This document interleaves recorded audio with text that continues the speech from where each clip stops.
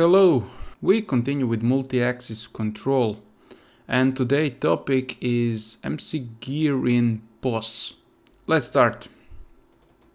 Again, we need to create an instance, F2, text search, gear in POS, just call it 1, and copy, paste here. Let's call this instance in motion function blocks, and we will call it again here F2 instance call gear in POS. Again, a boring part, but it needs to be done just that we have better visibility. Okay, let's now do it like this, that we don't have. Okay, and like this. Okay, we move this a bit, then remove this, and we have master and slave, which we configure exactly the same like MC gear in. We go to our visualization and we will just enlarge this because this function block is a bit bigger, at least from visualization point of view. Gear in POS. Okay. Oh yeah, it's big. So we put the reference in.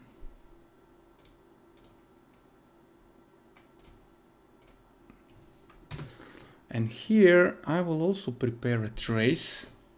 So we want to trace axis set position of our real axis, but we'll also trace virtual F set position. And then I would like to add two outputs from our function block. So gear in POS, and I want to add in sync, and also gear in POS, I want to add start sync. Okay, let's click OK, convert it to multi, and let's load, and then I will explain how this works.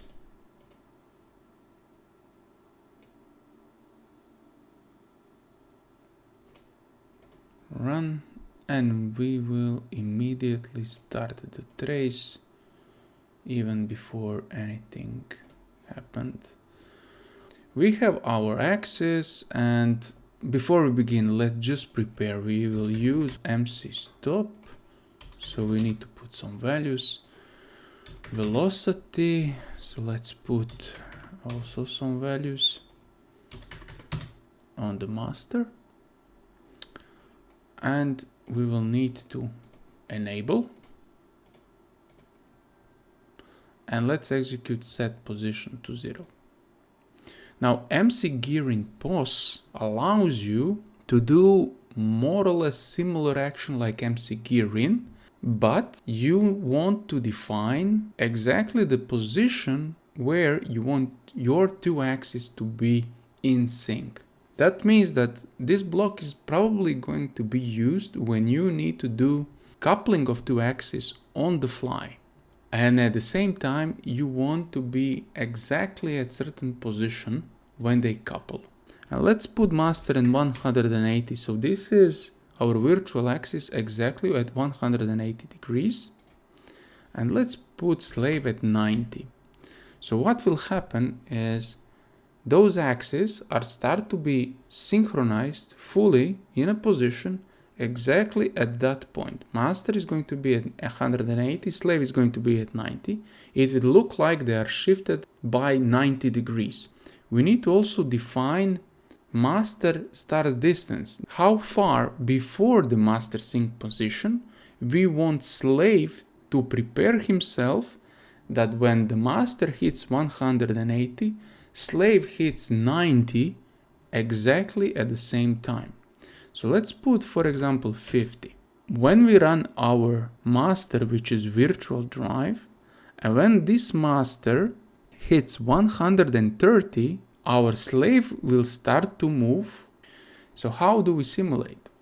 We execute move velocity, and we need to execute gear in pos just before 130. Let's execute it now. Our trace is running in the background, and you will see, okay, slave starts, and now they are in sync.